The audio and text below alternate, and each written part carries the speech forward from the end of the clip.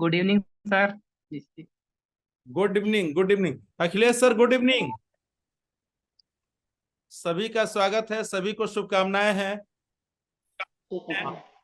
आप लोग एक बात तो समझो कि अगर अपना प्रिपरेशन करने के साथ जीवन में कोई चैलेंज आता है, कोई परेशानी आती है, वो भी एक एग्जामिनेशन का पार्ट है। उसको मैनेज करना पड़ेगा और उसको करते हुए सुख दुख को सब झेलते हुए अपनी कंटिन्यू स्टडी रखनी ही रखनी है, क्योंकि अचीवमेंट तो इसी के बेस पे होना है।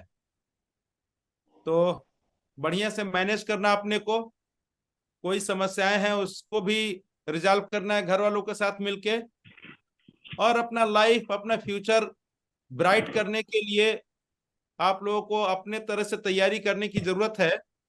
हम लोग तो केवल संडे के थ्रू ये करना चाहते हैं कि वीक में अगर आपका जो सेशन चल रहा है, आप जो 7 दिन पढ़ रहे हैं, उसमें कहीं डाउनफॉल होता है तो थोड़ा सा हम लोग बूस्टर डोज देने का प्रयास करते हैं। इस हमारे क्लास से ऐसा नहीं है कि पूरा आपको हर मटेरियल मिलेगा, लेकिन इतना जरूर मिलेगा कि आपको इंस्पिरेशन मिलेगा। आप थकेंगे नहीं, आप इनर्जाइज रहेंगे, आपको शाबाशी मिलेगी। और आप अगर ऐसे ही हर संडे को जुड़ते हुए वीकली अपना प्रोग्राम बना के करेंगे तो संभव है कि 1 साल, 2 साल, 3 साल में what is your wish you can get achieve, क्योंकि कंटिन्यूटी बहुत जरूरी है। आप लोग ये समझ लो कि हम लोगों ने कहानी सुनी है खरगोश और कछुए की। तेज चल सकता है खरगोश, लेकिन तेज चलने से केवल नहीं होगा, कंटिन्यू चलने से होगा। हर हालत में 2 कदम चलना है, वो कछुआ हमें सिखाता है। तो इसी तरीके से आपकी स्टडी थोड़ा बहुत प्लस माइनस होता रहे, लेकिन कंटिन्यू चलता रहेगा। जिस दिन वो एक लेवल पा जाएगा, यू विल गेट अचीव, आपको सक्सेस मिलेगी। तब आप पीछे झांक के देखेंगे तो पता चलेगा कि हम कहाँ कहाँ पे हमने बढ़िया किया, जिसके कारण से आज हमको रिजल्ट मिला है। और जो लोग अनसक्सेस होते हैं वो भी बाद में अपने लाइफ में पीछे झांक के देखते हैं, उनको ये पता चलता है कि कहाँ कहाँ हमने फॉल्ट किया, कहाँ कहाँ पे हमने छोड़ दिया, जिसके कारण हमें नुकसान हुआ है। तो वो चीजें आप लोगों के साथ है। हर संडे को हम लोग आपको इनकरेज करने का एक छोटा सा प्रयास करते हैं कि आप लोग अपनी बातें, अपनी चीज अपने को एनर्जाइज कीजिए। अपने अंदर का जो फोर्स है, हमारे अंदर का फोर्स कोई दूसरा नहीं दे सकता। हमारी शक्ति, हमारी एनर्जी, हमारा मेंटल स्टेटस हम ही बना सकते हैं। वो आपको बनाने में हम लोग आपका साथ देंगे। और अगर आप लोग करेंगे, जिस किसी भी फील्ड में जाना चाहेंगे, जहां भी कहीं रहेंगे, सक्सेस मिलेगा। ये एक ट्रुथ है, इसको कंटिन्यू किया जाए। तो सबका स्वागत। अखिलेश सर आए हैं आज। अखिलेश सर अपने इस सेशन में, जो हमारा आज का सेशन है, इसमें अखिलेश सर पॉलिटी शुरू करेंगे। पहले इन्होंने ज्योग्राफी भी बढ़िया पढ़ाया है, अब पॉलिटी शुरू करेंगे। आज बेसिक से शुरू करेंगे, और जैसे जैसे समय मिलेगा और टीचर लोग और लोगों के साथ साथ ये भी अपना बीच बीच में पॉलिटी आप लोगों का करते रहेंगे। जो भी बेसिक्स है उससे चलेंगे। कहीं भी कोई चीज है आप लोग इनसे पूछ सकते हैं, ये बताएंगे। इसी के साथ सबका स्वागत। Hand over to Akhilesh sir. Welcome Akhilesh, hand over to you thank you sir. Please. Please. Thank you, thank you. पॉइंटली आज से हम शुरू करने जा रहे हैं, तो उसके बेसिक्स से शुरू करेंगे। और जैसे सर ने बताया कि बहुत सारी कमियां अपने आप में, जैसे सफलता मिल जाती है तो सफलता किन किन कारणों से मिली और क्या क्या उसमें, कई जगह सफलता पाने वाले व्यक्ति भी कई बार कुछ गलतियां करते रहते हैं जिनके कारण उनको कुछ परेशानियां झेलना पड़ा है। तो वो उस चीज के लिए भी वार्न करते रहते हैं, बताते रहते हैं कि ऐसा मत करना, मेरे साथ ऐसा करने पे ऐसी दिक्कत आ गई थी, तो उसको भी ध्यान देना चाहिए। तो यहाँ पर इस तरीके से इसलिए मैं ये बात कर रहा हूँ कि जैसे मान लीजिए कि मैं ही कुछ पढ़ा रहा हूँ, तो आप सब भी तमाम सारे स्रोत हैं, सोर्सेज हैं जिनके माध्यम से ज्ञान अर्जित कर सकते हैं इस कंपटीशन के पॉइंट ऑफ व्यू से। हर सब्जेक्ट में बुक्स सही हैं, और आजकल जो ये इंटरनेट के माध्यम से बहुत सारी सूचनाएं मिल जाती हैं। हम लोग उस समय में केवल बुक्स होती थी, जब से ये कंपटीशन वाले उसमें मैंने कुछ गाइडेंस वगैरह देना शुरू किया तो थोड़ा हम भी अपडेट हुए। तो ये गूगल का या फिर जो भी इंटरनेट के माध्यम उनके तरह उनसे जो है आ, कुछ ज्ञान अर्जित करने की कोशिश करते हैं। तो अगर इस मामले में देखेंगे तो मुझे लग रहा है कि शायद आप लोग मुझसे आगे होंगे। तो बहुत सारी सूचनाएं ऐसी हैं जो आप लोग हो सकता है जानते होंगे। और ये भी बड़ी अच्छी बात है कि आप हमारा जो भी हम पढ़ा रहे हैं तो उसमें कुछ चीजें आप खुद ही वो करें कि अच्छा ये इनका छूट गया। तो ये बड़ी अच्छी बात है कि आपकी जानकारी थोड़ा मुझसे अच्छी है। और हम लोगों के लिए तो यही चाहिए। हम लोग तो एक तरीके से जैसा सर ने बताया कि केवल मोटिवेशन वाला काम कर रहे हैं कि आप लोग इतने मोटिवेट होइए कि हम जो पढ़ा रहे हैं उसके बाद भी ये दिमाग में रहे कि सर ने ये बताया, ये चीजें नहीं बताई, ये चीज मैं जानता हूँ, या इससे अधिक कुछ और जाने। जो चीज हम बताए उसको आप जाके फिर से पढ़ते हैं, देखते हैं, दो चार चीजें और भी मिल जाएंगी आप। अब हम लोगों का क्या है कि केवल ये जो आप लोगों को हम गाइड करने आ रहे हैं तो यही काम तो है नहीं हम लोगों का। जैसे और भी जॉब है तो उसमें अपना ज्यादातर समय उसमें चला जाता है, इसके लिए कम समय मिल पाता है। फिर भी हम लोग प्रयास यही करते हैं कि जितनी अधिक से अधिक जानकारी मिल जाए उतना हम आप लोगों को अ, देते रहें। तो चलिए शुरू करते हैं। संविधान की जहाँ तक बात है तो अगर आप भारत में देखेंगे तो अंग्रेजों के आने के पहले किसी लिखित दस्तावेज के आधार पर शासन चलाने का कोई स्थापित परंपरा नहीं थी। जो भी शासन चलाया जाता था आप देखेंगे कि राजा चाहे जो मध्यकाल रहा, मध्यकाल में जो भी ज्यादातर मुस्लिम शासन रहा तो उनके भी जो शहंशाह सम्राट जो भी होते थे वो लोग भी शासन करते थे। तो एक तो वो कुछ धार्मिक और कुछ इस तरीके के ग्रंथ भी लिखे गए। जैसे ये नहीं कहेंगे कि सारे धार्मिक ग्रंथों के आधार पर ही शासन होता था। जैसे अगर आप अर्थशास्त्र चाणक्य वाला देखिए तो अर्थशास्त्र नाम अर्थशास्त्र है लेकिन उस वो पूरा लगभग जो है पॉलिटी पर ही है वो। तो उसके आधार पर राजा का क्या कर्तव्य होता है, कैसे क्या किया जाता है, उन सब चीजों को भी उसके अलावा भी बहुत सारे ग्रंथ थे जिनके आधार पर राजा जो है शासन करता था। लेकिन इन सब के बावजूद राजा की इच्छा सर्वोपरि होती। कई बार आप देखेंगे कि राजा जो है उन सब चीजों को किनारे करके अगर उसे लगता था कि हमें ऐसे शासन करना चाहिए, चाहे अच्छे उद्देश्य से या गलत उद्देश्य से। कई बार वो जो है संकट में आता था तो वो सारी चीजें भूल जाता था और एक कोई ऐसा भी कानून वो लागू कर देता था, सिर्फ अपनी मर्जी से ऐसा लागू कर देता था जो कहीं धर्मशास्त्र में या किसी बुक में नहीं लिखी होती थी, वो अपने मन से कर देता। तो ये सब चीजें थी, कोई का नहीं थी।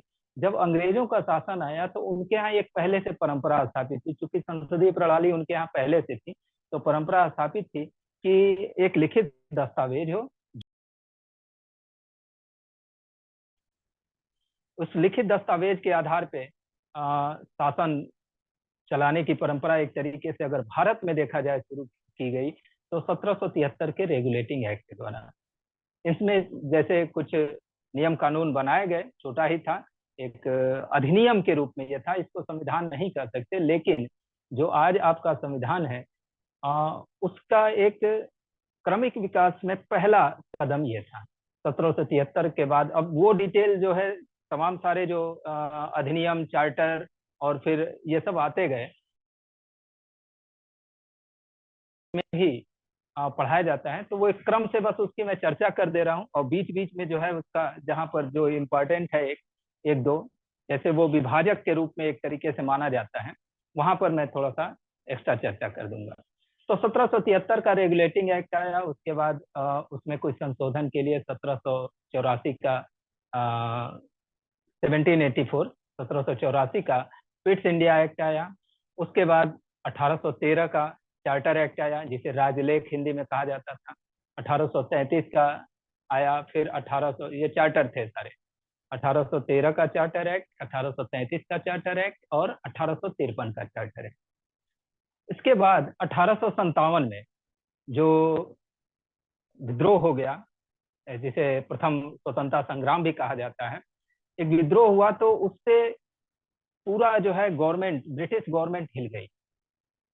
जो इंग्लैंड में थी वो भी, उसने जो है उस विद्रोह के कारणों को पता करने की कोशिश की, और उसमें उसको विशेष रूप से ये लगा कि जनता में, भारतीय जनता में ईस्ट इंडिया कंपनी के प्रति, जो उस समय एक तरीके से अंग्रेज ही कहे जाते थे, अंग्रेजी विशेष शासन ही कहा जाता था, ईस्ट इंडिया कंपनी के प्रति बहुत रोष है।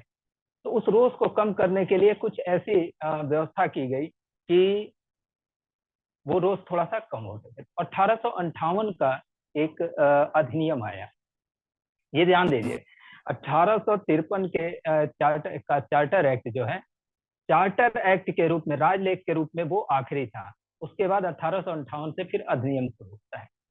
तो 1858 में जो अधिनियम आया उसमें बहुत कुछ परिवर्तन हो गया। जैसे, और इस समय जो ये भी क्वेश्चन कभी पूछता है, इस समय जो ब्रिटेन के प्रधानमंत्री थे वो पामर्स्टन थे, और जो वहाँ की क्वीन थी, क्राउन जिनको कहा जाता था, वो महारानी विक्टोरिया थी। भारत में वायसराय लॉर्ड कैनिंग थे ही, ठीक है। तो वायसराय क्या थे, उस समय गवर्नर जनरल कहा जाता था। 1858 का जब एक्ट लागू हुआ तो उसी गवर्नर जनरल का नाम बदल के जो है वायसराय कर दिया गया। वायसराय मतलब वो अब उनके सीधे प्रतिनिधि के रूप में ये काम करने लगे। ब्रिटिश क्राउन के, जो महारानी विक्टोरिया उस समय थी, उनके प्रतिनिधि के रूप में कार्य करने लगे। वायसराय यहाँ से इनको कहा जाने लगा, तो इनका नाम बस बदल दिया गया। वही कैनिंग जो 1858 का एक्ट लागू होने से पहले गवर्नर जनरल कहे जाते थे, ये लागू होते ही उन्हें जो है वायसराय नाम दे दिया गया। इसके अलावा एक भारत परिषद स्थापित की गई ब्रिटिश संसद में। भारत परिषद स्थापित की गई, और उसके जो हेड थे, मतलब जिनके नेतृत्व में यह स्थापित किया गया, उन्हें भारत सचिव या भारत मंत्री कहा जाता था, और इंग्लिश में secretary of state for India भी कहा जाता था। तो भारत मंत्री ये वास्तव में ब्रिटिश कैबिनेट में एक मंत्री था जो भारतीय मामलों से संबंधित, भारतीय जो भी मामले होते थे उसके लिए जवाबदेह होता था ब्रिटिश संसद में। जैसे तमाम सारे विभागों के मंत्री होते हैं, उसी तरीके से ये भी मंत्री, कोई भी प्रश्न अगर ब्रिटिश संसद में भारत से संबंधित पूछना था तो उस भारत मंत्री से, या इंग्लिश में कहें secretary of state for India से पूछा जाता था। तो ये भारत सचिव, यहाँ याद रखिएगा कि भारत सचिव शब्द मैंने स्पेशली इसलिए जोर दिया कि आगे कई जगह भारत सचिव का उल्लेख आएगा। हर जगह तो भारत सचिव नहीं पूछेगा, लेकिन 3-4 जगह ऐसा है जहां पर जो है भारत सचिव से संबंधित क्वेश्चन पूछ सकता है। 1-2 जगह तो नाम से ही स्पष्ट है। जैसे आगे आप देखेंगे कि 1919 का जो अधिनियम आया उसे मॉन्टेग्यू चेम्सफोर्ड सुधार कहा गया, 1919। उसके पहले जो 1909 का अधिनियम आया था, मार्ले मिंटो सुधार कहा गया। तो वहां पर ये जो दो नाम लिया जा रहा है, मार्ले मिंटो, तो मार्ले क्या थे? मार्ले उस समय भारत सचिव थे, वही जो भारत मंत्री या भारत सचिव या सेक्रेटरी ऑफ स्टेट फॉरेन। तो मार्ले जो है भारत सचिव थे। वैसे ही जो 1919 का नियम आया उसमें कहा गया कि ये आपके मॉन्टेग्यू चेम्सफोर्ड सुधार कहा गया। तो चेम्सफोर्ड उस समय जो है वायसराय थे, और मॉन्टेग्यू क्या थे? मॉन्टेग्यू भारत सचिव थे। तो 1-2 जगह और भी आगे हम बताएंगे कि जैसे ये कैबिनेट मिशन जब आया भारत में, तो उसमें जो है वो ये भारत सचिव थे लॉर्ड पैथिक लॉरेंस, इन्हीं की अध्यक्षता में आया था। तो वहां पे हम अभी आते हैं। फिलहाल मैं ये बताऊं कि यहाँ पर ये कुछ चेंजिंग की गई, और यहाँ से अगर आप देखेंगे तो जो अधिनियम आए उसमें कुछ कुछ उत्तरदायी शासन की बात की जाने लगी। थोड़ा बहुत जो है प्रश्न पूछने, भारतीय सदस्यों को भी, वो जो केंद्रीय विधानसभा एक को स्थापित किए थे उसमें जो है प्रश्न पूछने का अधिकार, लेकिन सीमित अधिकार था। वो प्रश्न पूछ सकते थे, पूरक प्रश्न नहीं पूछ सकते थे। पूरक प्रश्न मतलब कि जैसे आपने कोई प्रश्न पूछा, मंत्री ने जवाब दे दिया, अब उस जवाब में से भी कुछ क्वेश्चन फिर उड़ जाते हैं। जैसे आपने हमसे कुछ क्वेश्चन जो है कोई क्वेश्चन राइज किया, मैंने बताया, फिर जब मैं बताता हूँ उसमें कोई चीज समझ नहीं आती है, तो फिर से आप उस जवाब में से एक प्रश्न, इसको पूरक प्रश्न कहते हैं। लेकिन ये पूरक प्रश्न उनको अधिकार नहीं था। एक बार पूछ दिए, मंत्री ने जो जवाब दे दिया बस इनको सुन लेना था, बाहर जाके जितनी आलोचना करें, लेकिन अब उससे फिर सप्लीमेंट्री क्वेश्चन या पूरक प्रश्न नहीं पूछ सकते। तो ये सब चीजें थी, इसमें धीरे धीरे क्रमशः सुधार होता गया। इसके बाद जो है 1861 का अधिनियम आया, जिसके द्वारा जो वायसराय थे उनको अध्यादेश जारी करने का अधिकार दिया गया। ये क्वेश्चन एक बार पूछ चुका है कि किस अधिनियम द्वारा, तो इसको जनरली इतिहास में भी लोग पढ़ते हैं, तो इसीलिए मैं थोड़ा सा शॉर्ट में इन सब का एक रेफरेंस दे दे रहा हूँ, एक इतिहास एक तरीके से ही बताने की कोशिश कर रहा हूँ शॉर्ट में। 1892 का अधिनियम आया, 1861 के बाद 1892 का, फिर 1909 का जो अधिनियम आया। तो 1909 से अगर आप देखेंगे तो 1909 तक आते आते भारत में जो स्वतंत्रता आंदोलन था जन आंदोलन के रूप में परिवर्तित होने लगा था। आप जो लोग भी इतिहास पढ़ रहे होंगे, जाहिर सी बात है पढ़ ही रहे होंगे, जीएस में इतिहास सभी लोग बड़ा चाव से पढ़ते हैं, बड़े इंटरेस्ट से पढ़ते हैं, और बहुत लोगों का तो सब्जेक्ट ही होता है। तो आप देखेंगे कि 1905 का जो ये बंग भंग आंदोलन था, 1905 में जो बंग भंग आंदोलन हुआ, इसके पहले के जितने विद्रोह या आंदोलन जो भी चीज, ये आंदोलन थोड़ा सा ज्यादा जनता को अपनी ओर, इसमें जनता को शामिल किया है। तो 1909 का जो अधिनियम आया, इसमें थोड़ा सा ज्यादा प्रतिनिधित्व देने की बात की गई केंद्रीय विधानसभा में, और प्रश्न पूछने के मामले में भी बहुत सारी छूट दी गई, पूरक प्रश्न का भी पूछने का भी अधिकार दिया गया। फिर आप देखते हैं गांधी युग शुरू हो जाता है, 1915 में गांधी जी आ जाते हैं, और फिर 16-17 से चंपारण, और ये सारी चीजें धीरे धीरे शुरू हो जाती हैं। तो आंदोलन थोड़ा व्यापक होने लगता है, जन आंदोलन के रूप में परिवर्तित होने लगता है। उसी बीच जो है ये प्रथम विश्व युद्ध भी उस दौरान चलता है। तो 1919 का जो अधिनियम आया, वो जो है और उसी में आप देखेंगे कि गांधी जी को ये कहा गया, गांधी जी को अंग्रेजों ने आश्वासन भी दिया था। गांधी जी को अंग्रेजों ने आश्वासन दिया कि अगर आप भारतीयों का साथ दें इस युद्ध में, भारतीयों को साथ देने के लिए, या फिर कम से कम अंग्रेजों का विरोध न करने के लिए समझाएं, तो भारत को हम बहुत सारे अधिकार देंगे। तो इस उसमें इनको विश्वास ये कर गए कि ऐसा करेंगे। लेकिन 1919 का जब अधिनियम आया, जिसे कहा गया कि मॉन्टेग्यू चेम्सफोर्ड सुधार, इसमें मॉन्टेग्यू थे भारत सचिव और चेम्सफोर्ड थे वायसराय। जो अधिनियम आया, ये अधिनियम वास्तव में जैसा सोचे थे महात्मा गांधी और अन्य नेता जो इनके अनुयायी थे, या फिर और भी जो भी नेता थे साथ में जो भी थे, वो जितने लोग थे, जैसा इन्होंने जैसी अपेक्षा की थी, ये ब्रिटेन के जो शासन व्यवस्था जिस तरीके से लोकतांत्रिक प्रणाली चल रही थी, उस हिसाब से इंडिया में चाहते थे। तो उस पैमाने पे वो अधिनियम खरा नहीं उतरा। ठीक, यही कारण है कि इन्होंने जो है फिर असहयोग आंदोलन का आह्वान किया 1920 में। तो ऐसे वो इतिहास वाली बात हो जाएगी। आगे फिर हम लोग देखेंगे कि इसके बाद साइमन कमीशन आता है इसी चीज पे विचार करने के लिए। 1927 में गठन होता है, 1928 में इंडिया आता है। ये देखिएगा क्वेश्चन पूछता है, क्वेश्चन दो तरीके से पूछता है कि साइमन कमीशन का गठन कब हुआ, तब 1927, और साइमन कमीशन का भारत आगमन कब हुआ, 1928। ये दोनों चीजें ध्यान दीजिएगा।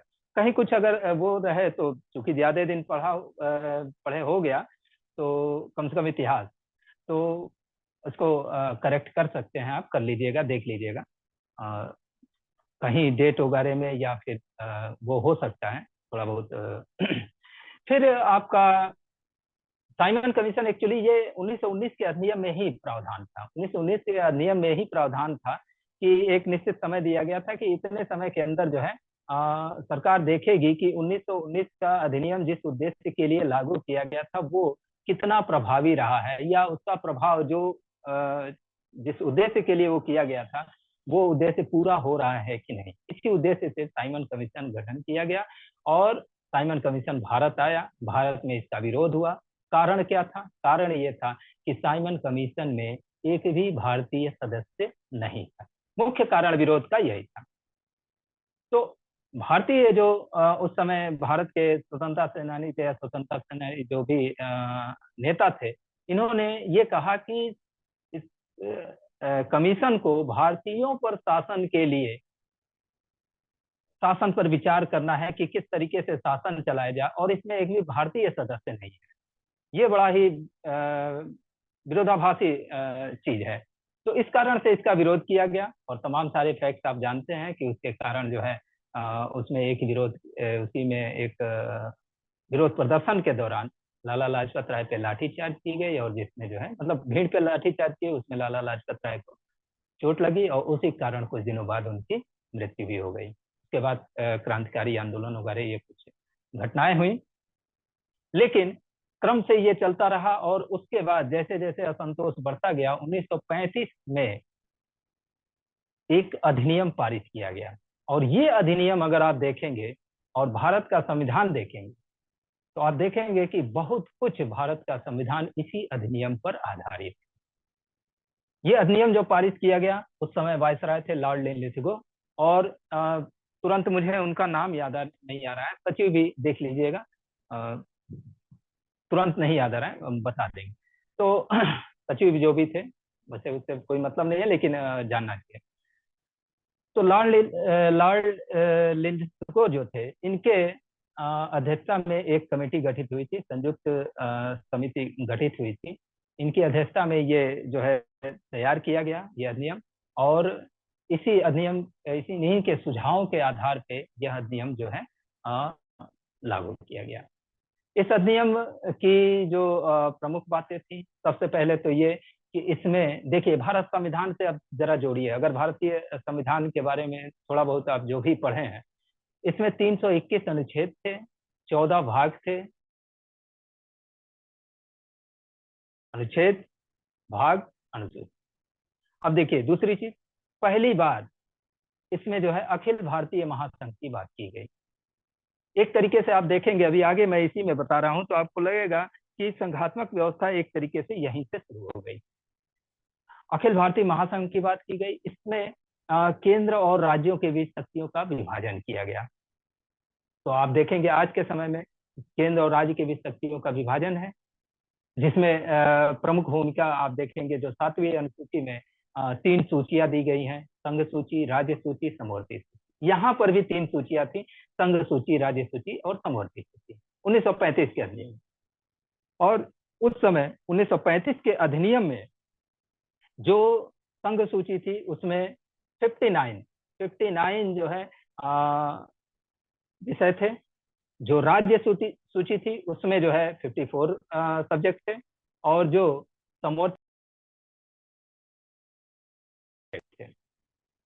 तो ये एक तरीके से आप देखेंगे कि भारतीय संविधान से अगर आप तुलना करेंगे आज जो वर्तमान में भारतीय संविधान है, तो बहुत कुछ मिलता जुलता था। विषय अलग अलग हो सकता है, वो अलग बात, लेकिन जो मेन थीम है वो एक तरीके से मिलता जुलता है कि 3 सूचियां बताई गई इनके वो। अब इसके बाद एक और चीज आती है कि अवशिष्ट शक्तियां। अवशिष्ट शक्तियां क्या होती हैं? अवशिष्ट शक्तियां जब संविधान पढ़ेंगे तो आगे बताएंगे, संभवतः अनुच्छेद 248 में है क्या ये कि अवशिष्ट शक्तियां,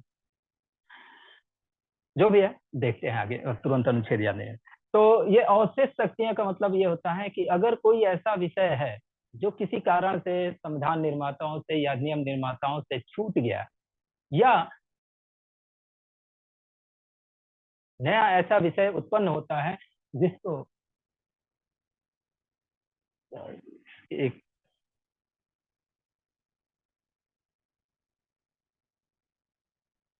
हाँ, सर 4:40 तक है ना? हेलो। हाँ, जी जी फोर सर। से जी जी। 4, हाँ 440 जी। Yes yes. हाँ मुझे थोड़ा सा कंफ्यूजन हो गया। हाँ तो ये अवशिष्ट शक्तियां कि अगर किसी कारण से ये सब्जेक्ट कुछ सब्जेक्ट छूट गए, या कोई नया सब्जेक्ट उत्पन्न हो गया। मानव व्यवहार है, सामाजिक परिस्थितियों में बहुत कुछ परिवर्तन होता रहता है, पूरे संसार में परिवर्तन होता रहता है, तो बहुत सारे नए विषय उत्पन्न हो जाते हैं। अब अगर जब तक उस विषय को संविधान की किसी सूची में शामिल नहीं किया गया, तो उस पर अगर कानून बनाने की जरूरत तुरंत आन पड़े तो कौन करेगा? तो ऐसे विषय को ही अवशिष्ट विषय कहा जाएगा, और इस पर कानून बनाने की शक्ति वो अवशिष्ट शक्ति कही जाएगी। तो उसमें ही 1935 के अधिनियम में ही यह प्रावधान था कि अवशिष्ट शक्तियां वायसराय में निहित होंगी। यहाँ ध्यान दीजिएगा, अवशिष्ट शक्तियां वायसराय में निहित होंगी। आज क्या है कि अवशिष्ट शक्तियां केंद्र सरकार में निहित होंगी। ठीक है, ये ध्यान दीजिएगा। तो देखिए समवर्ती, ये तीनों सूचियों की बात कर दी गई, अवशिष्ट शक्तियों की बात कर दी गई। अब देखिए इसमें क्या किया गया, 11 प्रांतों में विधानमंडलों का गठन किया गया। उस समय 1935 के अधिनियम द्वारा 11 प्रांतों में विधानमंडलों का गठन किया गया, और इन 11 में से 6 प्रांत ऐसे थे जहां द्विसदनीय विधानमंडल का गठन किया गया। आप जानते ही हैं आज के डेट में भी भारत में भी तमाम 6 या 7 जो भी है देखिए, या 8 जो ये विधानमंडल, जैसे उत्तर प्रदेश है, उत्तर प्रदेश में द्विसदनीय विधानमंडल है। उत्तर प्रदेश द्विसदनीय विधानमंडल मतलब कि एक विधानसभा और एक विधान परिषद। तो विधान परिषद यहाँ राज्य के मामले में उच्च सदन है, विधानसभा निम्न सदन है। जैसे केंद्र में है कि राज्यसभा उच्च सदन और लोकसभा निम्न सदन। ठीक है, ऐसे ही उसी समय व्यवस्था ये कर दी गई थी 1935 के अंदर। तो ये ध्यान दीजिएगा कि 11 प्रांतों में से 6 प्रांतों में द्विसदनीय विधानमंडल की व्यवस्था की गई। ठीक, इसके बाद ये प्रांतों को जो सूची मैंने आपको बताया कि यहाँ थोड़ा सा लिख भी देते हैं। संघ सूची 59 विषय थे, 59 59 विषय। ये फिर हम ये याद, गवर्नमेंट ऑफ इंडिया एक्ट था ये,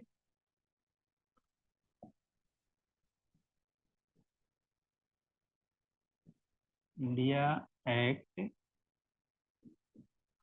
1935 के अनुसार। ये ध्यान दीजिए, ये जानबूझ के इसलिए लिखे हैं कि कभी कंफ्यूजन ना हो जाए कि आज के डेट में इतना नहीं है, तो आज के डेट के हिसाब से नहीं, इस एक्ट में जो प्रावधान था उसके हिसाब से। ये राज्य सूची में 54 सब्जेक्ट थे। और समवर्ती सूची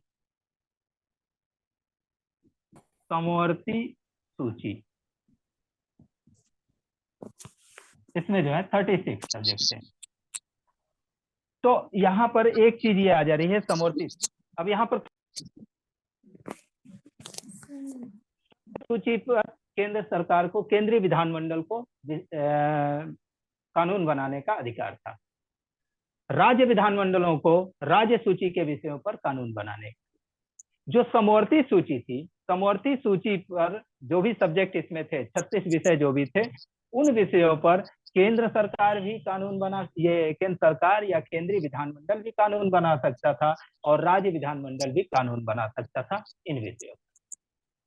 ठीक है, किंतु अगर राज्य के द्वारा बनाए गए, मान लीजिए एक ही विषय पर केंद्रीय विधानमंडल भी कानून बनाता है, फिर उसी विषय पर राज्य विधानमंडल भी कानून बनाता है, और उन दोनों कानूनों में कोई सीधा टकराव होगा, तो केंद्रीय विधानमंडल द्वारा बनाया गया कानून मान्य होगा, और उस सीमा तक राज्य विधानमंडल द्वारा बनाया गया कानून रद्द हो जाएगा। ठीक है, सीधा टकराव का मतलब एक कहता हो हाँ, एक कहता हो ना। ठीक है, मतलब अगर केंद्र सरकार, मान लीजिए उदाहरण के लिए बताएं, केंद्र सरकार एक कानून बना देती है कि कोचिंग पढ़ाना अपराध है। ठीक है, राज्य सरकार कानून बनाती है कि कोचिंग पढ़ाना अपराध नहीं है। ठीक है, इस स्थिति में एकदम दोनों में सीधा टकराव, एक कह रहा है अपराध है, दूसरा कह रहा है अपराध नहीं है, ऐसी स्थिति में केंद्र सरकार, केंद्रीय विधानमंडल द्वारा बनाया गया कानून मान्य होगा, और राज्य विधानमंडल द्वारा बनाया गया कानून रद्द हो जाएगा।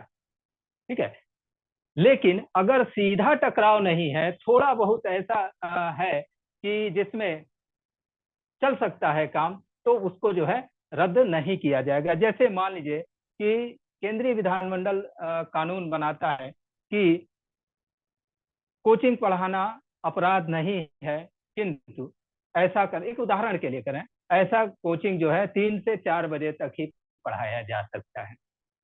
ठीक है, अगर वो कानून बनाते, सिर्फ उदाहरण के लिए, ऐसा कानून नहीं बनेगा, लेकिन एक उदाहरण के लिए बता रहा हूँ। राज्य सरकार भी कानून बनाती है, हाँ कोचिंग पढ़ाना अपराध नहीं है, लेकिन ये जो है 5 से 6 बजे तक बढ़ाया जा सकता है। तो इसमें कोई सीधा टकराव नहीं है, दोनों कह रहे हैं कि कोचिंग पढ़ाना पढ़ाइए, कोई दिक्कत नहीं है। बस टाइमिंग थोड़ी सी चेंज। ठीक है, तो टाइमिंग चेंज है, तो ये एक कोई ऐसा विषय नहीं है, ऐसा टकराव नहीं है जिसको कहा जा सके कि सीधा टकराव। तो यहाँ पर केंद्र वाला केंद्र में मान्य रहेगा, और राज्य द्वारा जो बनाया गया कानून है उस राज्य तक सीमित रहेगा, वहां पर 5 से 6 ही पढ़ाया जाए। ठीक है, तो ये चीज समवर्ती सूची के बारे में ये जान जाइए। अब यहाँ पर मैं जहाँ पहुंचा था वहां मैं बात कर रहा हूँ कि इस हिसाब से प्रांतीय विधानमंडलों को जो ये अधिनियम पारित किया गया, प्रांतीय विधानमंडल गठित भी कर दिए गए 6 राज्यों में, जो है द्विसदनीय विधानमंडल गठित किए गए। प्रांतों को जो है अपने सूची के विषयों पर कानून बनाने की पूर्ण स्वतंत्रता थी।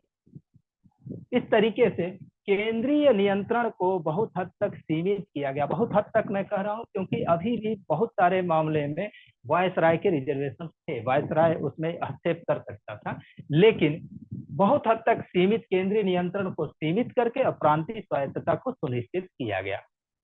ठीक है, आज भी आप देखेंगे प्रांतीय स्वायत्तता बहुत हद तक सुनिश्चित है, और जब भी प्रांतीय स्वायत्तता पे कोई अटैक होता है तो संघ व्यवस्था का, संघात्मक व्यवस्था का हवाला देके वो राज्य जो है विरोध भी करता है। ठीक, तो वो चीज यहाँ से आप देखेंगे कि एक तरीके से शुरुआत हो गई थी। अब देखिए फरवरी 1937 ईस्वी में, ये याद रखिएगा, फरवरी 1937 ईस्वी में, ये सब तो अभी कानून बन रहा था, फरवरी 1937 ईस्वी में प्रांतीय, इस अधिनियम के आधार पर प्रांतीय विधानमंडलों के चुनाव हुए। जो भी प्रांत, 11 प्रांत गठित किए गए थे, उन प्रांतीय विधानमंडलों के चुनाव हुए, और वो जो विधानमंडल गठित हुए उनमें कहाँ कहाँ किन पार्टी की, किस पार्टी की सरकार बनी, इस पर भी क्वेश्चन। इनमें से जो 11 थे, इनमें से 6 प्रांतों में कांग्रेस की सरकार बनी, पूर्ण कांग्रेस की सरकार। कौन कौन से प्रांत थे, ये प्रांत भी पूछता है, पूछेगा कि निम्न में से 1900 फरवरी 1937 में हुए प्रांतीय विधानमंडलों के चुनाव में कांग्रेस ने किस राज्य में या किस प्रांत में सरकार नहीं बनाई थी। ठीक है, तो आपसे दे देगा, मैं यहाँ पे बता रहा हूँ। तो देखिए 6 प्रांतों में सरकार इसने जो है कांग्रेस ने बनाई थी अपने दम पे, पूर्ण बहुमत की सरकार। कौन कौन से प्रांत थे? संयुक्त प्रांत, जिसे आज उत्तर प्रदेश के नाम से जाने, संयुक्त प्रांत,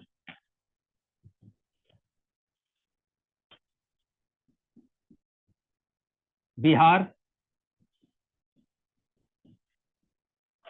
उड़ीसा, उड़ीसा उस समय कहा जाता था उड़ीसा, मध्य प्रांत,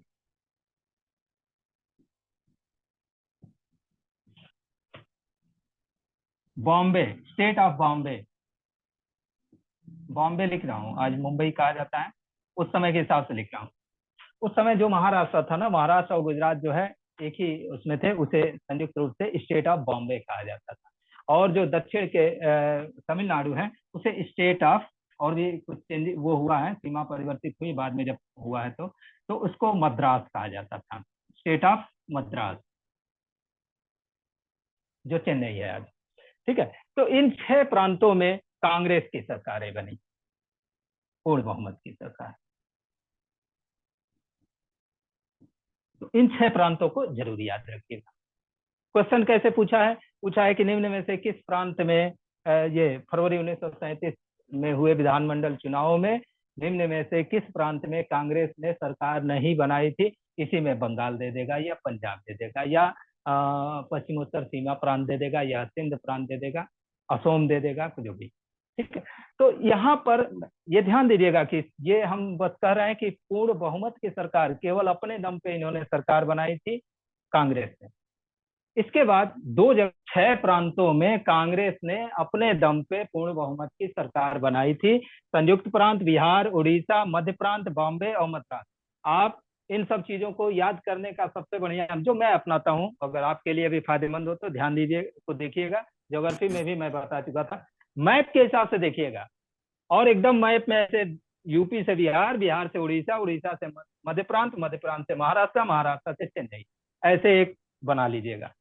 यूपी, बिहार, उड़ीसा, मध्य प्रांत, मुंबई, चेन्नई। एक मेरे दिमाग में ये है, और इससे मैं 6 राज्यों को ये मैं कभी नहीं, ठीक है। तो ये चीज याद रखिएगा, ऐसे ये कभी नहीं भूलेगा। ऐसे एट रैंडम रटने की कोशिश करेंगे तो कई बार भूल जाता है, लेकिन इस तरीके से याद रखिएगा तो नहीं भूलेगा। संयुक्त प्रांत उत्तर प्रदेश, बिहार, अगल बगल, फिर उड़ीसा, मध्य प्रांत, और बॉम्बे, ये मद्रास, जिसे आज महाराष्ट्र और तमिलनाडु कहा जाता है। State of Bombay, state of Madras कहा जाता है। इसके बाद पश्चिमोत्तर सीमा प्रांत, जो पाकिस्तान का हिस्सा है आज, उधर जो है कांग्रेस और ये मुस्लिम लीग ने गठबंधन की सरकार बनाई थी, और असम में भी कांग्रेस और मुस्लिम लीग ने गठबंधन की सरकार बनाई। यानी कांग्रेस यहाँ भी इन दोनों राज्यों में शामिल थी, लेकिन पूर्ण बहुमत के साथ अपने दम पे नहीं शामिल थी, साथ में जो है एक घटक दल था। इसके बाद एक प्रांत है सिंध प्रांत। सिंध, ये याद रखिएगा कि सिंध प्रांत में मुस्लिम लीग ने अपने दम पे सरकार की, पूर्ण बहुमत। यही एक प्रांत था जहां मुस्लिम लीग ने अपने दम पे सरकार बनाई, ठीक। तो 6, 2, 8, 1, 9, टोटल 11 प्रांत मैंने बताया था। 2 प्रांत थे जहां अलग अलग पार्टियों ने, और उसमें भी मुस्लिम लीग भी एक जगह शामिल थी। 2 प्रांत कौन कौन से थे? बंगाल और पंजाब। पंजाब में यूनियनिस्ट पार्टी, इसको मिटा दे रहे हैं,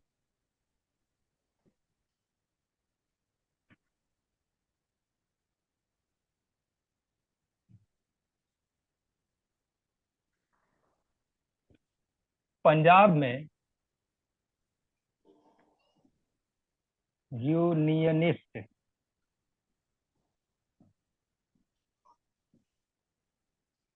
पार्टी, इसने सरकार बनाई थी पंजाब में। और बंगाल में कृषक प्रजा पार्टी।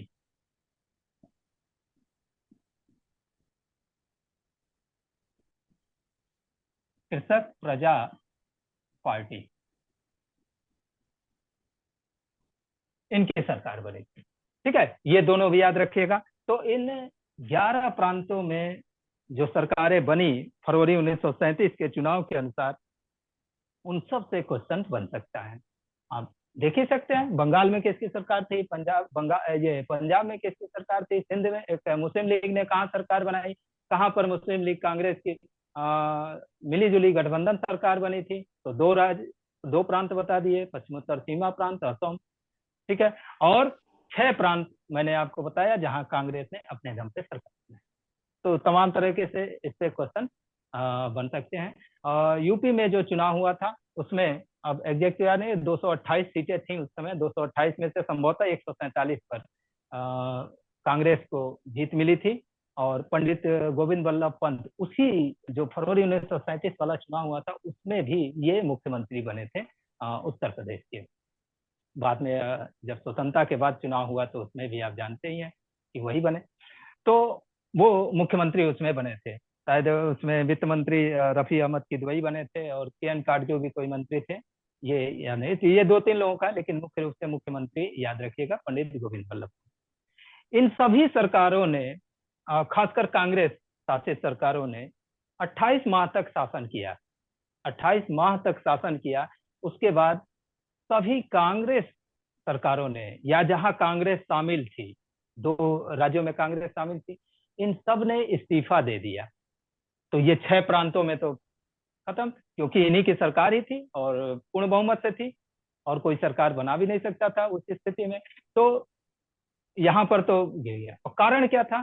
कारण ये था कि द्वितीय विश्व युद्ध शुरू हुआ, और द्वितीय विश्व युद्ध में भारत को भी अंग्रेजों ने शामिल कर लिया, और उसमें भारतीयों से कोई विचार लेने का या कोई सलाह लेने का प्रयास नहीं किया गया। और इस चीज का विरोध उस समय के जो भी स्वतंत्रता सेनानी थे, जो भी नेता थे, उन्होंने कहा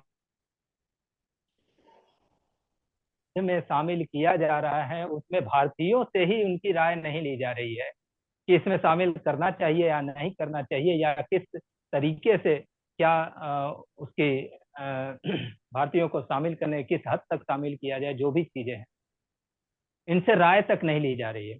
इस चीज का विरोध किया, और इसके विरोध के रूप में ही जो है इन्होंने त्याग पत्र दे दिया। और इनके त्याग पत्र देने बाद ही जो है मुस्लिम लीग ने, मुस्लिम लीग और कांग्रेस में टकराव था। मुस्लिम लीग हर जगह जो है कांग्रेस को ये मान के चलती थी कि कांग्रेस केवल हिंदुओं का प्रतिनिधित्व करती है, उसमें मुसलमानों के लिए जो है कोई जगह नहीं है। ये सारी चीजें एक मनगढ़ंत चीजें हैं, ऐसा कुछ उस समय था नहीं, लेकिन ठीक है, जो भी उस समय इतिहास की बातें हैं। तो उन्होंने मुक्ति दिवस के रूप में मनाया इसको, मुक्ति दिवस।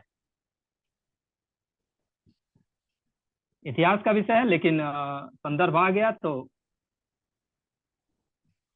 जिस दिन इन्होंने त्याग पत्र दिया उस दिवस को इन्होंने मुक्ति दिवस के रूप में मनाया था मुस्लिम लीग ने, कि चलो इनसे मुक्ति मिली। ठीक है, ये पंजाब बंगाल में सरकारें चलती रही, और आपको मालूम है कि उसके दौरान भी जब भारत छोड़ो आंदोलन शुरू हुआ था, उसमें भी ये सरकारें चलती रही थी, बंगाल वाली सरकार स्पेशली।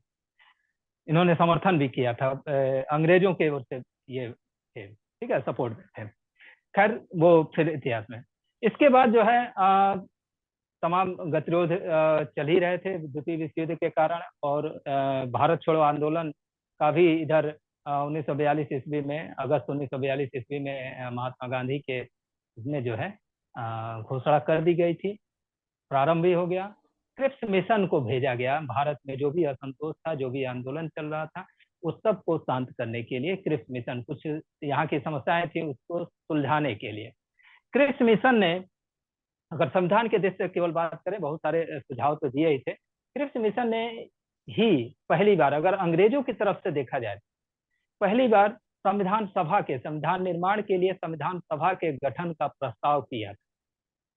मांग तो इसके पहले कई बार की गई। स्वराज पार्टी ने 1934 ईस्वी में समझौता संविधान सभा के गठन की मांग की कि एक संविधान सभा बनाई जाए जो भारतीयों के लिए संविधान बनाए, लेकिन उस पर ध्यान नहीं दिया। फिर फैजपुर अधिवेशन जो कांग्रेस का था, उसमें भी, जिसकी अध्यक्षता जो है जवाहरलाल नेहरू ने की थी, उसमें भी मांग की गई। सर आपकी आवाज थोड़ा नहीं आ रही। हेलो हेलो सर आवाज में कुछ दिक्कत है, आवाज क्लियर नहीं आ रही है सर। हेलो, अभी भी हेलो आ रहा है, थोड़ा धीमे है अखिलेश सर। वह हाँ उसका। हेलो, हाँ हाँ बोलिए। अभी आ रही है? हाँ और बढ़ेगा क्या वो? आ रही है। और बढ़ने लायक तो देखते हैं।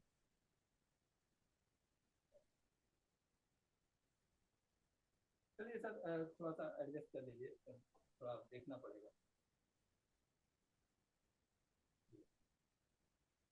हेलो, मोबाइल से थोड़ा सा साउंड बढ़ाइए तो। फुल है सर? हाँ फुल है, एक मिनट। सर एक बार डिस्कनेक्ट होके फिर से कनेक्ट कर लीजिए सर। अच्छा,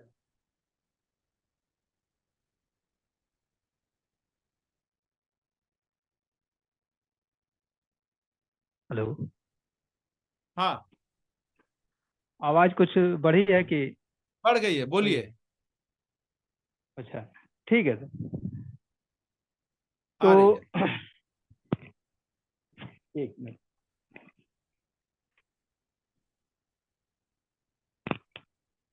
मैं ये बता रहा था कि क्रिप्स मिशन जो भारत आया, उसने और भी बहुत सारे सुझाव दिए थे, लेकिन संविधान सभा का जो उन्होंने सुझाव दिया, इससे क्वेश्चन पूछ सकता है कि किस मिशन द्वारा जो है पहली बार संविधान सभा के गठन का सुझाव दिया गया था।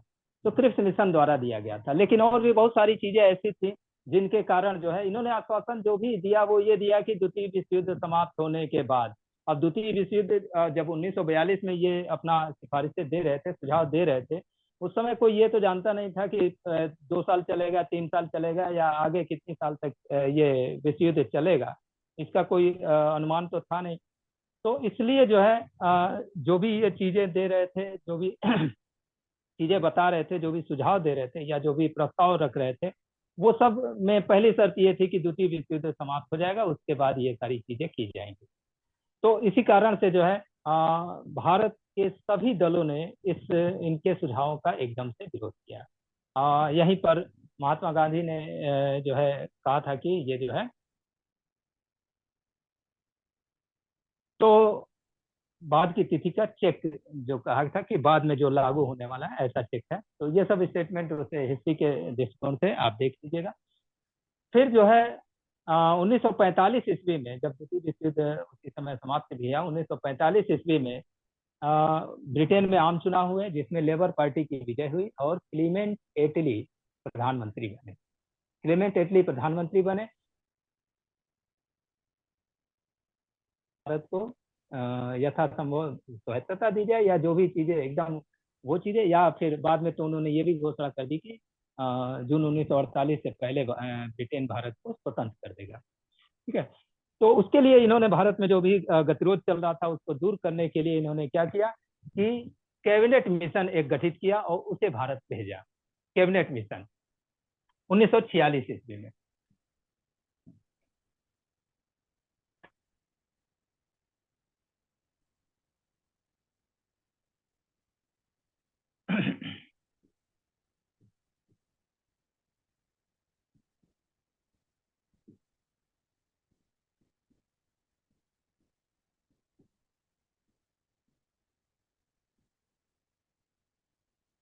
कैबिनेट मिशन 1946, इसको ये ध्यान दीजिएगा कि सामान्य रूप से कैबिनेट मिशन ही सब लोग जानते हैं। एक बार किसी एग्जाम में ऐसे पूछ दिया था, उसको कैबिनेट मिशन ना लिख के उसको मंत्रिमंडल मिशन लिखा था कि मंत्रिमंडल मिशन भारत कब आया था। ठीक है। तो कैबिनेट का अर्थ ही होता है मंत्रिमंडल। तो इससे जल्दबाजी में कंफ्यूज नहीं होइएगा, क्योंकि कैबिनेट मिशन नाम से ही ये ज्यादा फेमस है और इसी को थोड़ा सा कंफ्यूज करने के लिए मंत्रिमंडल मिशन करके एक एग्जाम में मैंने खुद देखा था, एग्जाम में पूछ दिया था। किसी और बच्चे का एग्जाम था, वो क्वेश्चन मेरे सामने पेपर लेके आया था तो उसमें मैंने लिखा। तो इसको मंत्रिमंडल मिशन भी हो सकता है, कहीं लिख दें, नहीं तो सामान्य रूप से ये कैबिनेट मिशन के रूप में ही 1946 ईस्वी में ये आया था भारत। और इसमें 3 सदस्य थे। 3 सदस्य थे।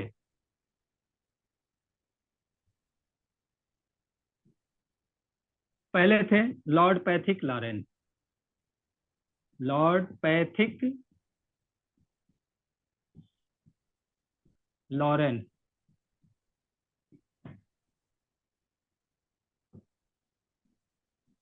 दूसरे थे sir Stafford Cripps. Sir Stafford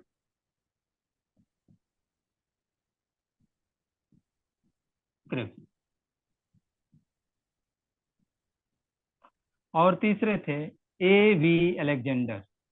ए वी अलेक्जेंडर।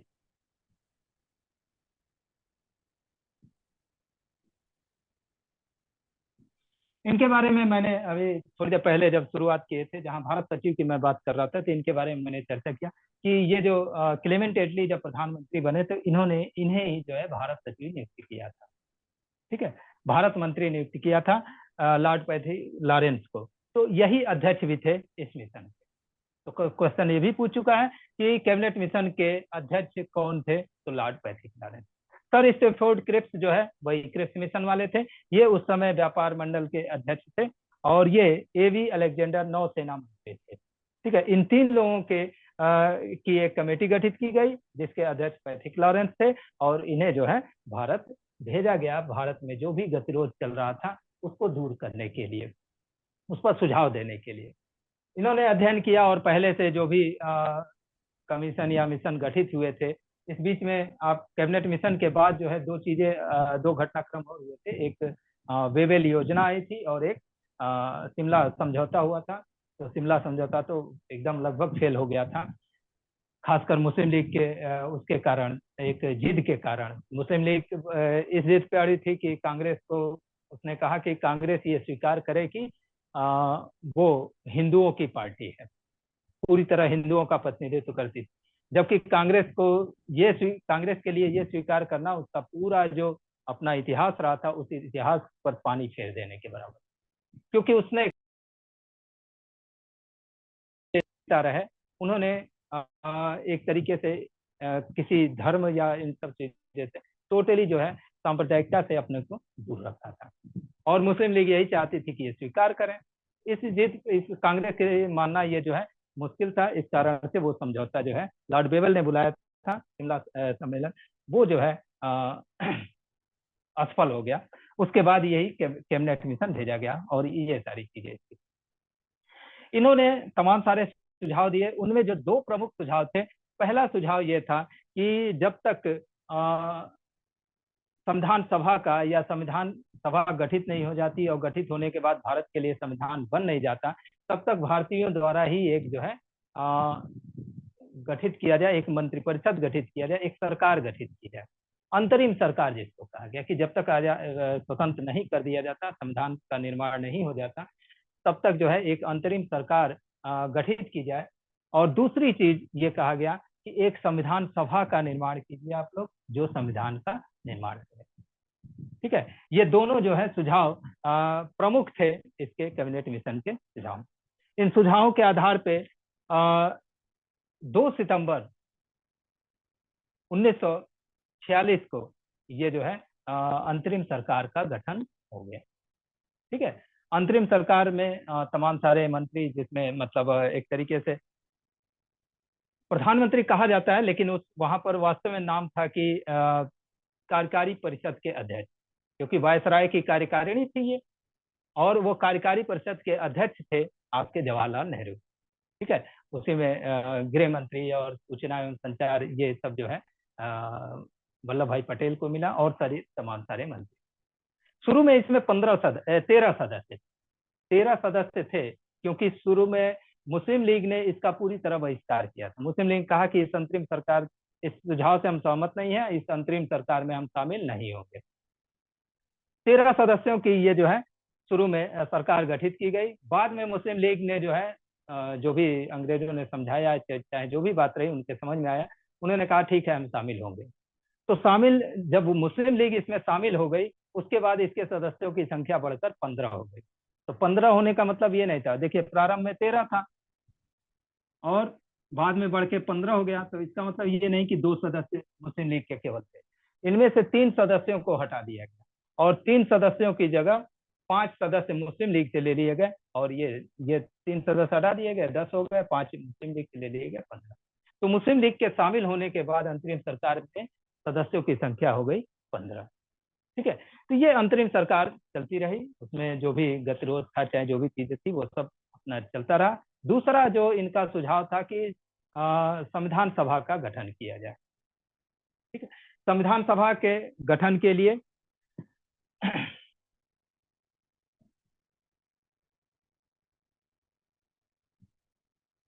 एक योजना जो भी तैयार की गई, उसके अनुसार टोटल सदस्यों की संख्या उस योजना में थी कि 389 होगी, 389।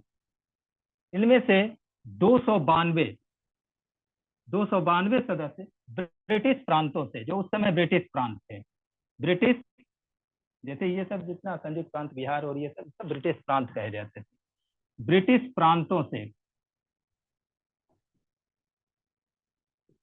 292 सदस्य चुने जाएंगे।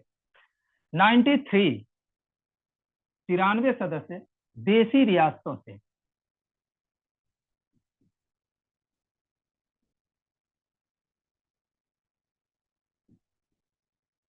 देसी रियासतों से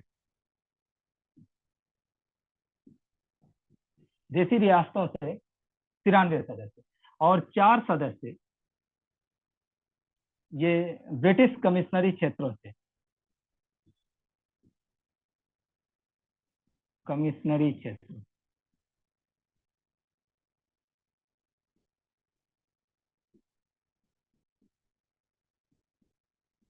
ये दिल्ली, मुंबई, कोलकाता और ये जो है कुछ इस तरीके से ब्रिटिश कमिश्नरी क्षेत्र से। तो 4 सदस्य इनसे आने थे। देसी रियासतों से बहुत सारी देसी रियासतें थी जो स्वतंत्र थी अपने मामलों में, और इतने 292 जो है ब्रिटिश प्रांतों से आने थे। ये टोटल जो है 389, हाँ 389 सदस्य ये चुने जाने।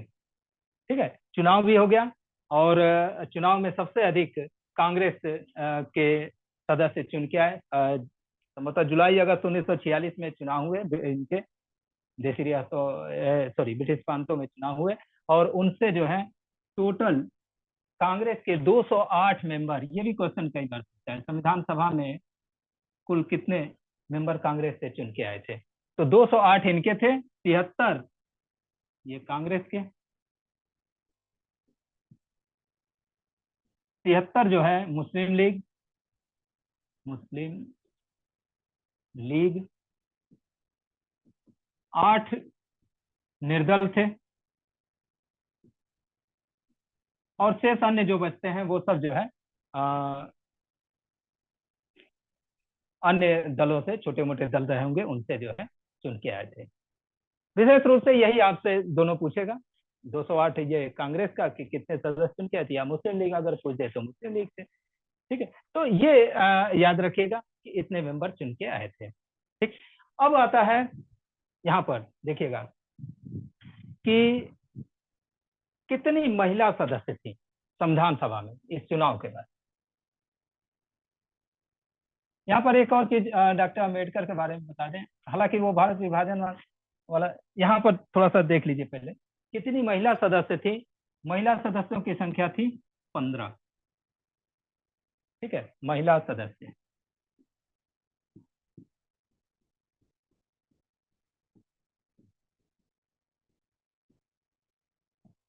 15। इतना एक सामान्य पूछता है, इसमें 2 क्वेश्चन और ऐड कर लीजिएगा, और भी फैक्ट मिले तो उसको इन 15 सदस्यों में एकमात्र मुस्लिम महिला जो सदस्य थी, एकमात्र मुस्लिम महिला सदस्य,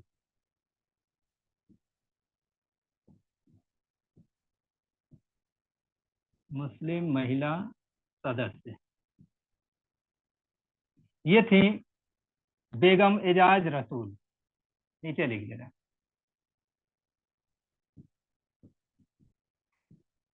बेगम एजाज रसूल, बेगम एजाज रसूल एकमात्र मुस्लिम महिला सदस्य, और एकमात्र दलित महिला सदस्य।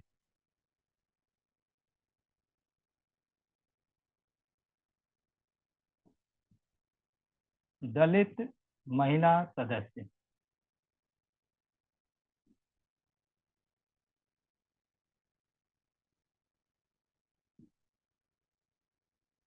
थोड़ा सा इंग्लिश में ही नाम पढ़े हैं तो हो सकता है उच्चारण अब हिंदी में एग्जैक्ट क्या है, लेकिन जो पढ़े हैं 1-2 जगह उसमें ये है दक्षयाणी या दक्षयानी, जो भी कहिए, दक्षायनी शायद है, दक्षायनी वेलायुद्धन, वेलायुद्धन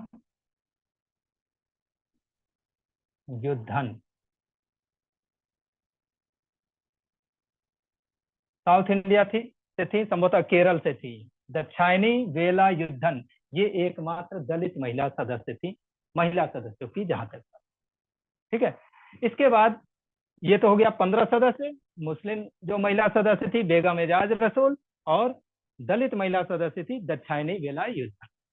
ठीक है, अखिलेश सर ये बता सकते हैं कि ये जो महिला सदस्य थी वो कौन कौन से पार्टी से थी, मुस्लिम लीग या कांग्रेस? नहीं सर, अभी ये तो उसमें नहीं, केवल इतना पढ़े कि एकमात्र मुस्लिम महिला। अच्छा ठीक है, इनके बारे में तो कुछ दिन पहले मैं ये पढ़ भी रहा था, लेकिन बाकी सारा इनका हिस्ट्री दिया था कि जो भी चीजें था केरल से थी, और तमाम सारी परंपराएं उस समय जो केरल में महिलाओं के सम्मान के विरुद्ध थी, उनका विरोध करने वाली एक पहली महिला थी ये। इन्होंने जो है वो शायद अंगवस्त्र ऊपर का पहनना वहाँ कुछ इस तरीके की परंपरा में थी जो मना था, उसको इन्होंने फॉलो नहीं किया और इन्होंने अंगवस्त्र पहनना शुरू किया था, पहली महिला थी ये। कुछ चीजें जो है इतिहास इनका पढ़े हैं, लेकिन ये नहीं मिल पाया कि किस पार्टी से थी। तो ये हमारे छात्र छात्राओं लोगों के लिए क्वेश्चन रहेगा कि ये लोग सर्च करेंगे कि दोनों महिलाएं किस किस पार्टी से थी और किस राज्य को बिलोंग करती थी उस समय। बिल्कुल सर, अगर ये जो भी इस पे गूगल या जो भी उनके सोर्स हो उस पर गूगल का सर्च करेंगे तो ये लोग जी हिस्ट्री जी के कहीं भी टेक्स्ट से पढ़े, मतलब बढ़िया रहेगा इन लोगों के लिए। Yes sir, yes sir, yes sir, जैसे भी सर्च करें देखें तो ये सब जो भी मैं पढ़ा भी रहा हूँ उसको सर्च भी कीजिए, और कुछ अगर संशोधन करना हो तो संशोधन अवश्य कर लीजिए।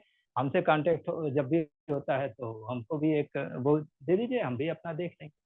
ठीक है, तो ये दो चीजें जरूर याद रखिएगा। इसके बाद जो है दलित सदस्यों की संख्या की बात आती है।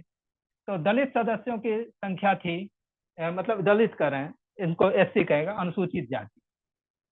एससी हम लिख दे रहे हैं, आप समझ जाएंगे। एससी सदस्य, शेड्यूल कास्ट, इनकी संख्या थी 26। और एसटी सदस्य, जनजाति, इनकी संख्या थी 33। ठीक है, तो ये भी नंबर याद रखिएगा, पूछ देता है दलित सदस्यों की संख्या, एसटी सदस्य कई बार सीधे जो है ये सब ना पूछ के सीधे यही पूछता है कि महिला सदस्यों की संख्या कितनी थी। तो ये एग्जामिनेशन के पॉइंट अभी से बता रहे हैं, और भी जितना आप इस पे अध्ययन कर सके वो अच्छी बात होती है। हमेशा कुछ न कुछ एक्स्ट्रा अध्ययन करने का प्रयास करना चाहिए, क्योंकि कभी भी ये नहीं सोचना चाहिए कि ये पूछ दिया तो इतने तक सीमित रहे। जाहिर सी बात है, जब भी कंपटीशन को धीरे धीरे टफ होते जाना है तो उतने ही क्वेश्चन तक वो कैसे सीमित रखेगा, कुछ ना कुछ नया क्वेश्चन उसमें लाता रहेगा। हम लोग भी जब तैयारी करते थे तो ये वाला जो पॉइंट है इसको हम लोग नहीं उस समय पढ़े थे, नहीं याद कहते। बुक्स में जो हमारे पास बुक्स अवेलेबल थी उसमें थी भी नहीं ये चीजें। बाद में किसी लड़के ने क्वेश्चन ये राइज किया, हम भी पढ़ा रहे थे, उसने राइज किया, तो बाद में मुझे ढूंढना पड़ा तो ये मिल गया। तो मैंने जो है इसके साथ साथ, ये किसी को लड़के ने क्वेश्चन राइज नहीं किया था, इसके साथ साथ मैंने इसको भी सर्च किया, तो ये चीज मुझे मिल गई। पढ़ रहा था उसी में ये भी मिल गया। तो ये तो डिटेल पढ़िए, बुक से पढ़िए चाहे जैसे भी। तो सर ने जैसा कहा कि आप लोगों के लिए एक तरीके से होमवर्क है कि इसको सर्च कीजिएगा किस किस पार्टी से ये लोग रहे हैं, और फिर और भी कुछ इस तरीके का फैक्ट मिलता है तो उसको जरूर ढूंढने की कोशिश कीजिएगा।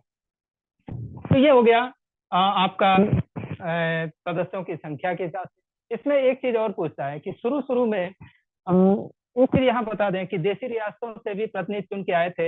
हैदराबाद एकमात्र रियासत थी जिसके प्रतिनिधि संविधान सभा में शामिल नहीं थे। ये भी क्वेश्चन पूछता है, एकमात्र रियासत हैदराबाद थी जिसके प्रतिनिधि संविधान सभा में चुनकर नहीं आए थे, वो शामिल हुए ही नहीं। ये चीज। उसके बाद डॉक्टर अंबेडकर के बारे में, डॉक्टर भीमराव अंबेडकर के बारे में एक चीज फैक्ट है कि इनका चुनाव शुरू में पूर्वी बंगाल से हुआ था। पूर्वी बंगाल से ये चुन के आए थे, लेकिन जब देश विभाजन हो गया, देश का विभाजन हो गया, तो पूर्वी बंगाल जो है पूर्वी पाकिस्तान के नाम से हो गया। इधर पाकिस्तान वाला जो था, पश्चिमी पाकिस्तान, वो था ही। तो जाहिर सी बात है वहां से उनके कोई सदस्य भारतीय संविधान के निर्माण में तो कोई किसी को कोई मतलब रह नहीं गया था, तो वहां से चुन के आने वाले व्यक्ति का कोई महत्व नहीं रह गया था। तो डॉक्टर अंबेडकर को लेना था संविधान सभा में, जरूरी था इनकी योग्यता के हिसाब से। तो इस कारण से महाराष्ट्र के संभवतः पूना सीट थी क्या, M.R. जयकर वहां से चुन के आए थे। M.R. जयकर चुन के आए थे, M.R. जयकर, ये चुन के आए थे महाराष्ट्र की पूना सीट। इनसे जो है वो खाली कराई गई सीट, यानी त्यागपत्र दिलवाया गया, कहा गया कि आप त्यागपत्र दे दीजिए, और यहाँ से पुनः डॉक्टर अंबेडकर को निर्वाचित कराया गया।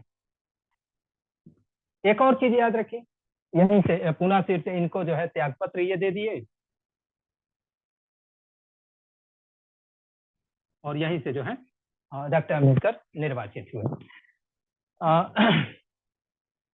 हाँ, ये चुनाव कैसे होता था, ये भी एक क्वेश्चन दिमाग में आपके होगा कि कौन चुनाव है। तो जो भी उस समय प्रांतीय विधानमंडलों का बाद, तो वहाँ प्रांतीय विधानमंडल के सदस्य ही उन्होंने ही संविधान सभा के सदस्यों का चुनाव किया था, ये याद रखिएगा। और भी सारे फैक्ट हैं उसमें, जैसे 10 लाख पर एक प्रतिनिधि का वो मानदंड स्थापित किया गया था, तो 10 लाख जनसंख्या पे एक प्रतिनिधि का मानदंड स्थापित किया गया था। तो प्रांतीय विधानमंडल के सदस्य ही चुनते थे इनको, और ये जितने सदस्य आप देख रहे हैं टोटल 389। शुरू में ये था भारत, ये ध्यान दीजिएगा, भारत विभाजन के पहले ये भी यहाँ पर लिख दे रहे हैं।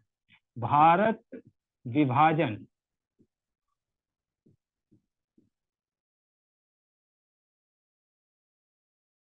के पूर्व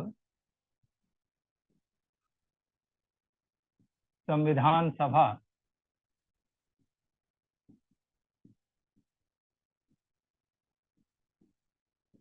के सदस्यों की संख्या।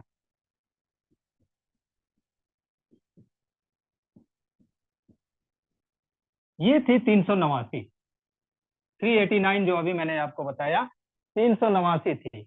लेकिन जब भारत का विभाजन हो गया तो जितने सदस्य उन क्षेत्रों से आए थे जो पाकिस्तान में चले गए, जैसे अभी मैंने आपको बताया आपके डॉक्टर अंबेडकर, बाबा साहब भीमराव अंबेडकर ही पूर्वी बंगाल से चुने गए थे, जो पाकिस्तान में चला गया।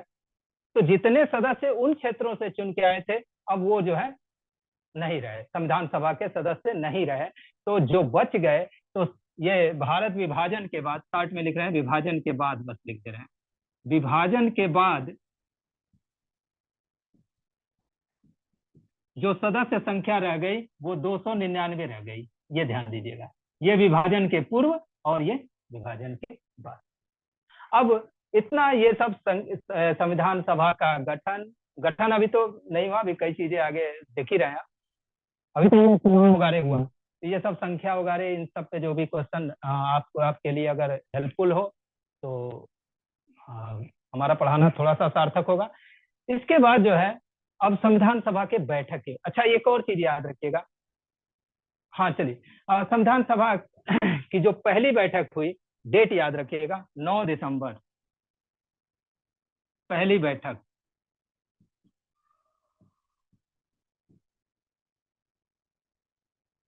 9 दिसंबर 1946, 46, 9 दिसंबर 1946 पहली बैठक इस दिन हुई।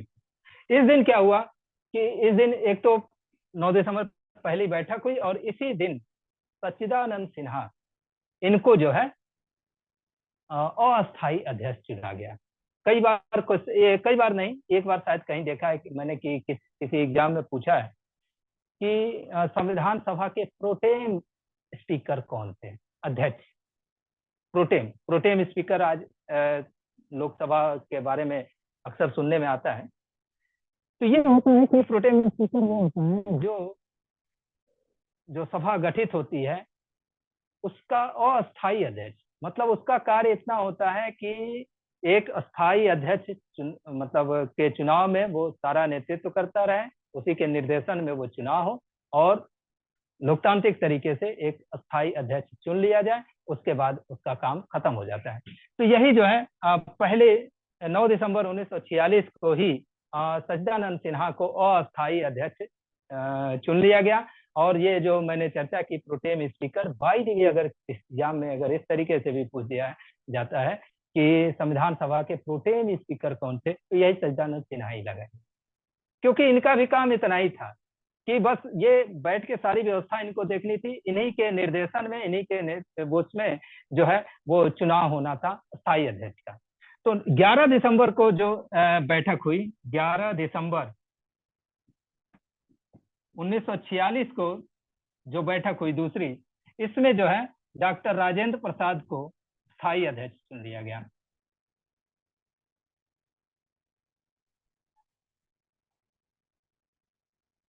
जो पूरे संविधान निर्माण के दौरान जो है ये स्थायी अध्यक्ष के रूप में कार्य किए।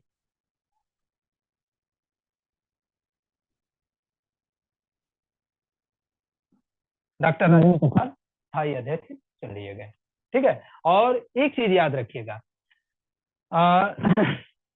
जो उपाध्यक्ष थे संविधान सभा के, अब एग्जैक्ट उनका ये नहीं कहीं मिला हमको, कि अगर मिल जाए तो देख लीजिएगा कि वो चुने किस दिन गए थे या कब उनका चुनाव हुआ था। उपाध्यक्ष चुने गए थे, नाम बस याद रख लीजिए, उपाध्यक्ष हरेंद्र कुमार मुखर्जी संविधान सभा के उपाध्यक्ष थे। हरेंद्र कुमार मुखर्जी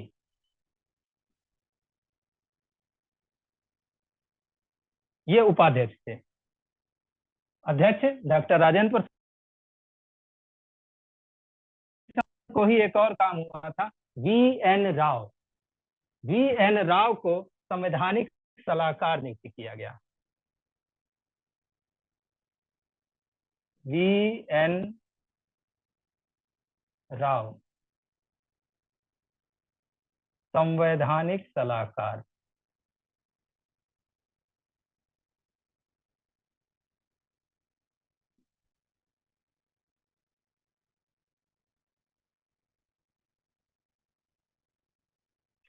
एक मिनट, हाँ सर, टाइम वो तो बता दीजिए। डॉक्टर ये वी एन राव को जो है संवैधानिक सलाहकार नियुक्त किया गया। ये 11 दिसंबर, डेट याद रखिएगा, 11 दिसंबर 1946 को ही डॉक्टर राजेंद्र प्रसाद अस्थायी अध्यक्ष चुने गए। ये थोड़ा सा बहुत कंफर्म नहीं है कि थे यही, लेकिन किस तिथि को चुने गए थे इसको जरा कंफर्म देख लीजिए, मैं भी देख लूंगा। वी एन राव संवैधानिक सलाहकार नियुक्त हुए थे इसी दिन, ठीक है, 11 दिसंबर को। 13 दिसंबर देखिए, 11, 13, एक एक दिन गैप करके ये लगातार 3 बैठकें हुई। 13 दिसंबर को जो है जवाहरलाल नेहरू ने उद्देश्य प्रस्ताव प्रस्तुत किया, जिसके आधार पे मतलब अखिलेश सर, अब 1 मिनट से कम समय है। जी सर। आज तो आपका क्लास बहुत ही इंटरेस्टेड रहा है। थैंक जी यू सर। बोलिए। हाँ, तो ये मैं ये कर रहा था कि 13 दिसंबर को उद्देश्य प्रस्ताव प्रस्तुत किया गया और इसी के आधार पे जो आज उद्देश्य प्रस्ताव प्रस्तुत किया गया, तमाम सारे इसके जो है विचार विमर्श हुआ, संशोधन हुआ और उसी के आधार पे एक जो प्रस्तावना बनी, भारतीय संविधान की प्रस्तावना, वो जो है सामने आई, जो आज आपके पास है। उसमें कुछ और संशोधन बाद में कुछ चीजें जोड़े गए हैं, आपको मालूम है, तो वो उन पर चर्चा आगे की जाएगी जब प्रस्तावना उद्देश्य से शुरू करेंगे। तो उद्देश्य प्रस्ताव के आधार पर ही हमारी प्रस्तावना है और इस उद्देश्य प्रस्ताव को जवाहरलाल नेहरू ने 13 दिसंबर 1946 को प्रस्तुत किया था।